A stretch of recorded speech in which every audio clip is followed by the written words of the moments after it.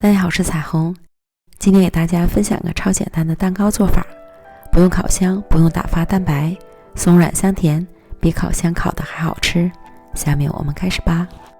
首先在大碗裡打入2個雞蛋，加入100克牛奶，60克紅糖，糖量可以按照個人口味來添加，再加入25克玉米油，充分混合均勻。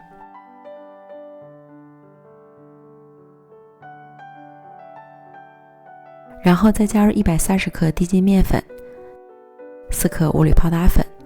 泡打粉在這裡起到很關鍵的作用，不建議省略。再次攪拌均勻，盡量不要畫圈攪拌，以免使麵粉起筋影響口感。最後攪拌成光滑細膩的麵糊，然後過篩到6寸的蛋糕模具裡。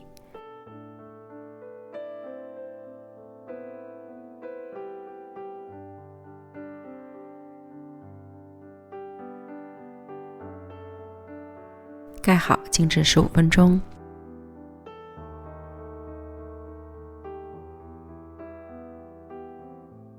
然後涼水上鍋，上面蓋個盤子，防止水蒸氣滴落。水燒開後計時蒸30分鐘，關火後直接取出來就可以了。看，鼓起來很高，都粘到盤子上了。取出來，等不燙手了來脫模。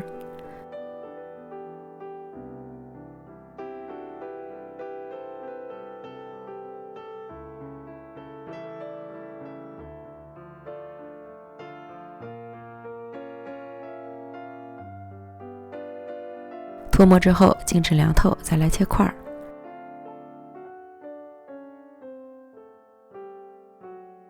蓬鬆柔軟，吃起來鬆軟綿密。